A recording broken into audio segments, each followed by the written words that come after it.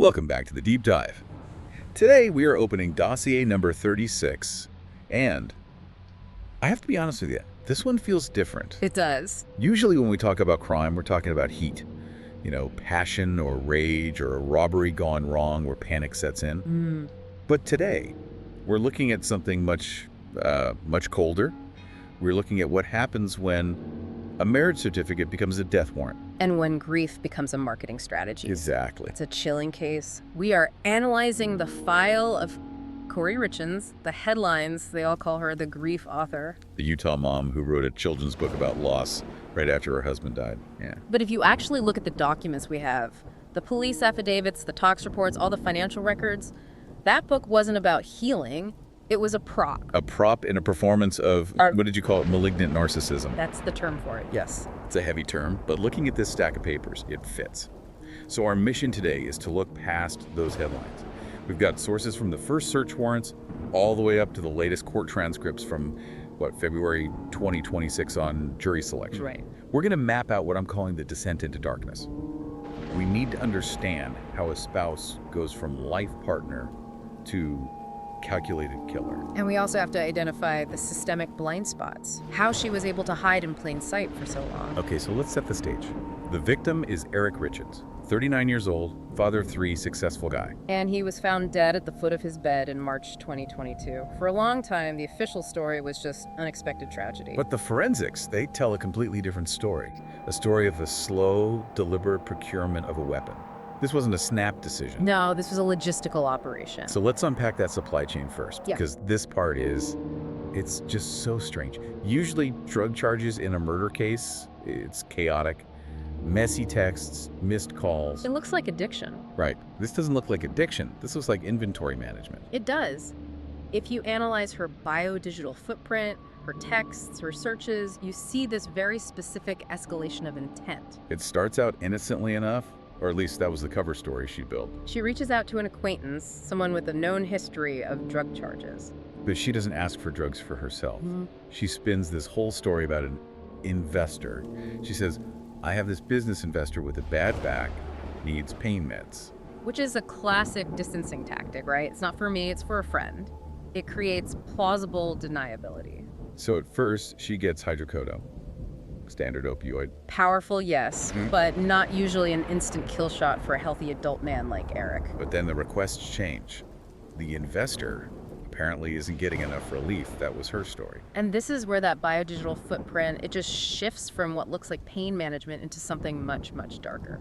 I want to focus on this shift because the language, it stops being about back pain. She asks specifically for, and this is just so cold, she asks for the Michael Jackson stuff. That reference is absolutely crucial. She's talking about propofol or, in street terms, high-grade synthetics. She is asking for something that knocks the lights out permanently. She isn't looking for a high, she's looking for an off switch. And when the supplier couldn't get that specific drug, she didn't just give up. No, she asks for fentanyl, specifically. And that is the weaponization point. Fentanyl isn't some casual painkiller. We're talking about a synthetic opioid that's up to 50 times stronger than heroin. When she made that request, the dynamic changed completely. She wasn't looking for medicine, she was calibrated for a kill shot. Calibrated for a kill shot. That's terrifying. And she gets it. She pays $900 for a handful of pills on February 11th. $900. It's a big price to pay for an investor's back pain. And this brings us to a date that really stands out in the dossier, Valentine's Day. This moment is just pivotal. If you look at the police reports, February 14th wasn't a romance, it was a practice run. It is so dark. They're at home, having a Valentine's dinner. Kouri buys Eric a sandwich. Simple gesture, right? But he takes one bite, just one, and his body immediately revolts. It's a systemic reaction. He breaks out in hives, he can't breathe. This isn't just indigestion. His body was rejecting a poison. And he knew it wasn't just, bad mayonnaise. He grabs his son's EpiPen, jabs himself, takes Benadryl, and basically passes out. But here's the haunting part. When he wakes up, he doesn't call 911. No, he calls his business partner. And that call is one of the most important pieces of evidence. He didn't say, I had a bad allergic reaction. He said, quote, I think my wife is trying to poison me. He said it out loud. I think my wife is trying to poison me. And then he stayed. Yeah.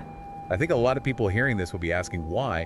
Why did he stay in that house? That's the tragic complexity of these situations. It's not just a physical trap, it's a psychological one. There are kids, assets, and honestly, it is so hard to process that the person sleeping next to you is actually capable of murder. You convince yourself you're being paranoid. Because the alternative is just too horrific to accept. So from a criminal behavior standpoint, that Valentine's incident was a failure for Kouri. A failed experiment. She tested the dosage, and his physical resilience was just too high. He survived. So she had to recalibrate. Go back to the source. Exactly. She buys another $900 worth of fentanyl just 2 weeks later. And that leads us to March 3rd, 2022. This is the night of the Moscow Mule. And again, the context here is everything. Kouri claims they're celebrating. Right. Celebrating that she just closed on a massive deal. A $2 million mansion she wanted to flip. A deal that Eric was completely against. The financial records show they fought about it constantly. He refused to pay for it. So there's this financial rage just simmering under the celebration. She makes him a Moscow Mule, takes it into the bedroom. Now think about that drink. Ever had one? Yeah, ginger beer, lime, vodka. It's got a real kick. Very strong flavors. Exactly. Spicy, acidic, sharp. From a forensic standpoint, that's not a culinary choice, that's a tactical one. Because illicit fentanyl is bitter. Extremely bitter. You put that in water or something light, the victim tastes it right away, they spit it out. So the ginger and lime weren't for flavor, they were for silence. That is the perfect way to put it. They were masking agents. She handed him a drink that was chemically designed to hide the taste of death. And it worked. The autopsy found 5 times the lethal dose of illicit fentanyl in his system. And the ME was clear. It was ingested orally. So he drinks the mule, he goes to sleep. Then comes the performance. Kouri calls 911 at 3 a.m. She tells the operator this story about sleeping in a kid's room because of a night terror. She comes back and finds him cold. And this is where the physics of death just catches her in a lie. We need to talk about Algor Mortis. Okay, let's break that down. Algor Mortis. It sounds technical, but it's really just thermodynamics, isn't it? Essentially, yeah. It's the rate a body cools after death. It's a predictable timeline.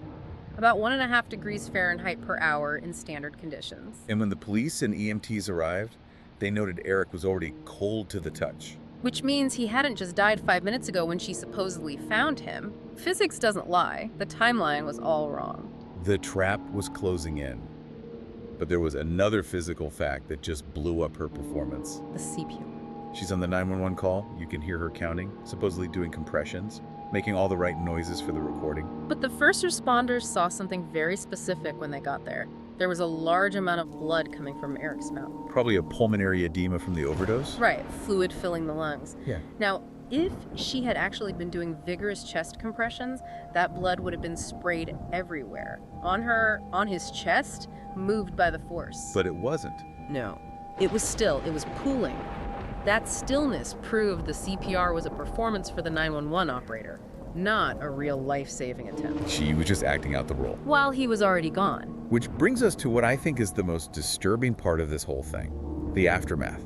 She doesn't flee, she doesn't lawyer up and hide. She writes a book. Are you with me? Yeah. A children's book about grieving a father? It's the ultimate gaslighting. It is. She goes on Good Things Utah, a local TV show, sits there smiling, holding the book, talking about how her husband died unexpectedly. I watched that clip.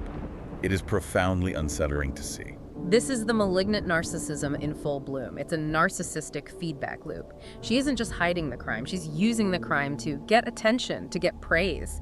She had to be the hero of the tragedy she created. It's weaponized motherhood. That is the perfect term for it. Weaponized motherhood. She used her 3 sons as shields. I mean, who suspects the grieving mom trying to help her kids cope? It's a massive systemic blind spot, isn't it? Society is conditioned to see mothers as nurturers. And the dedication page, I have it right here. To my amazing husband and a wonderful father. It just creates this cognitive dissonance that's so hard to reconcile. She murdered him to get a real estate deal, then dedicates a book to him to secure her public image. And on that real estate deal, let's just touch on the financial motive because it is so stark. It wasn't just about the money. It was about control, undeniably. Eric had already removed her from his will. He'd changed his life insurance beneficiary to his business partner because he didn't trust her. And Kouri actually logged in and tried to change it back herself. They caught her. He and the partner were notified and they changed it back. But she was desperate. She wanted that $2 million mansion flip. And Eric wouldn't sign. He dies on March 4th, And here's the kicker. She closed on that house the very next day. the day after he died. The day after. While the family was starting to grieve, she was at a title company signing closing papers. That level of compartmentalization is pathological. He wasn't a person to her. He was an obstacle. And once the obstacle was removed, she just proceeded with business as usual. So fast forward. The investigation heats up. The investor story falls apart when the acquaintance flips. She's arrested in May 2023. But it doesn't end there. No. The updates from Court TV from late 2025 and early 2026, they show she's still trying to manipulate the game from her jail cell. This is the witness intimidation part. The walk the dog letters. Walk the dog. What is that, some kind of code? It was a code phrase and handwritten notes she was trying to pass to her family. Instructions on how to talk to witnesses, how to get their story straight. The need to control the narrative never stopped. And her defense is what? That the Michael Jackson texts were just misinterpreted. That's the argument. But the judge wasn't buying it. In November 2025, bail was denied again. The judge cited substantial evidence. And now, looking at the February 2026 reports, they're in jury selection. The defense tried to get a change of venue, Claiming she couldn't get a fair trial because of all the publicity, which was denied. but the irony is, she courted that publicity. She went on TV, she wrote the book. And now that same fame is what her defense team is panicking about. She built the stage she's now being judged on. It really is a case of the theft of trust. I could keep going back to Eric's family. They told investigators from day one, if anything happens to him, she is to blame. They knew. But the system requires proof. And tragically, the proof often only comes after the body is cold. It shows how vulnerable we are to the people we let into our homes. We have alarms for burglars, but there's no alarm for a spouse who decides you're worth more dead than alive. It's a terrifying thought. You know, looking at her book cover, the title, Are You With Me? It was supposed to be a sweet question from a father in heaven to his sons. But in the context of the murder, it takes on a much more sinister meaning. Exactly. Feels like she was asking him as she handed him that drink, are you with me on this house deal? And when he wasn't, She sent him to the grave to close the sale. the ultimate betrayal. She deleted his future just so she could write her own. That is going to stay with me for a very long time. The ginger and lime weren't for flavor. They were for silence. A silence that, fortunately, the forensics eventually broke. Well, that's all for this dossier. It is a heavy one. As the trial unfolds this year, we will be watching to see if the justice system can finally close the book on the grief architect. Indeed. Stay safe out there. And watch who makes your drinks. We'll see you in the next deep dive. But the darkness remains. Your next dossier is ready, and it's even more disturbing than this one. Click here to open it.